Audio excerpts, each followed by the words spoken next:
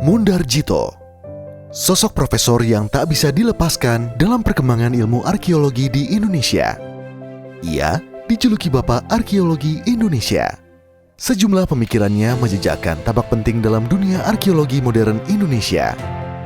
Mundarjito lahir di Bogor, Jawa Barat pada 8 Oktober 1936, merupakan guru besar arkeologi Universitas Indonesia.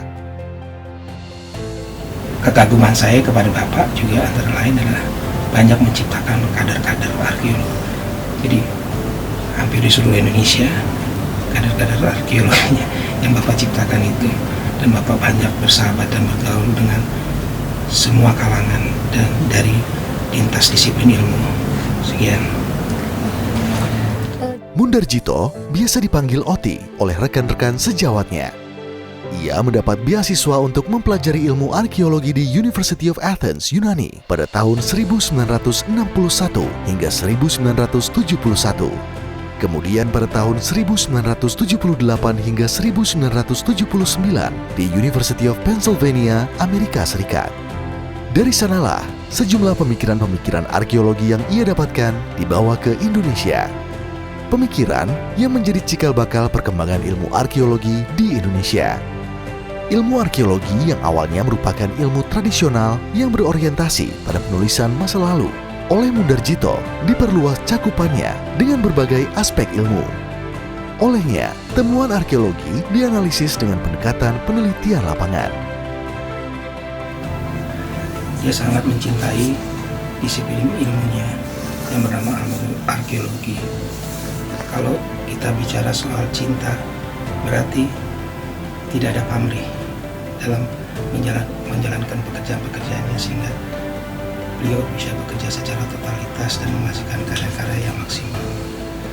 Nah, tapi kalau di mata kami, anak-anaknya, Bapak adalah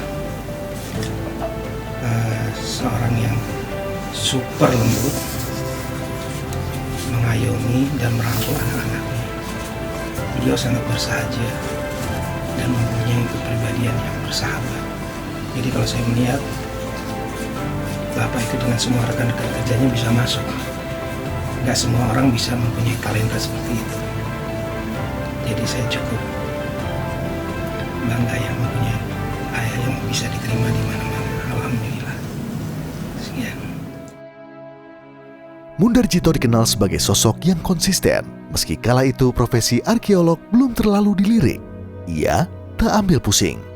Ia mencintai profesinya hingga berhasil membuat ilmu arkeologi berkembang dan diminati di Indonesia.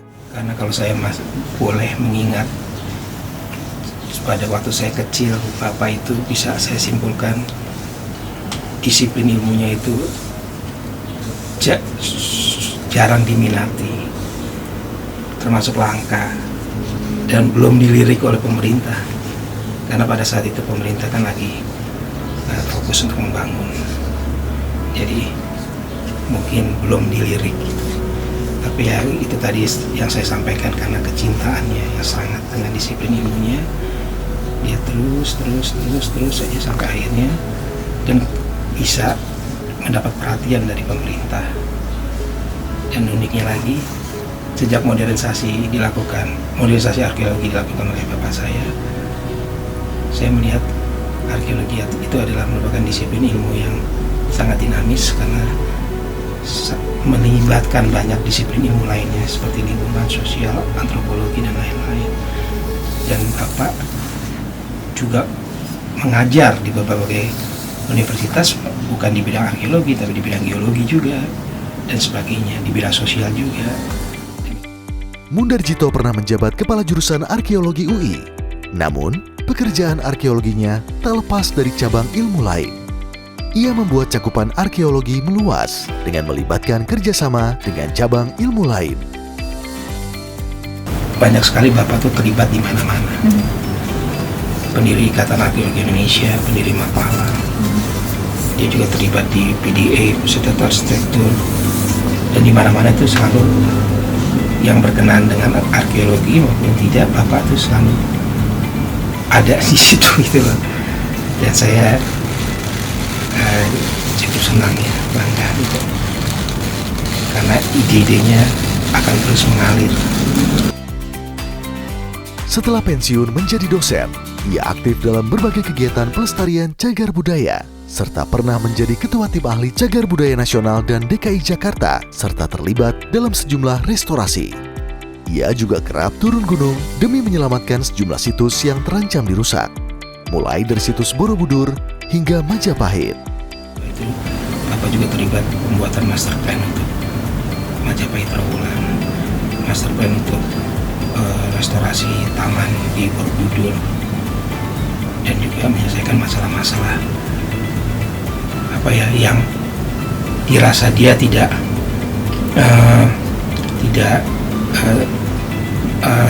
cocok karena merusak. Seperti pada waktu saat kejadian tahun 2009, beliau membela Trawulan karena pada saat itu pemerintah membangun pusat informasi Majapahit atau PIM di zaman pemerintahan Presiden SBY. Di situ Bapak menentang sangat keras, dan akhirnya diliput di beberapa media. Juga yang terakhir yang kita baru ingat masalah Formula E di Monas, tapi alhamdulillah perjuangannya itu sampai beliau meninggal akhirnya terwujud. Akhirnya Formula E di Monas dipindah ke Ancol. Jadi seperti itu.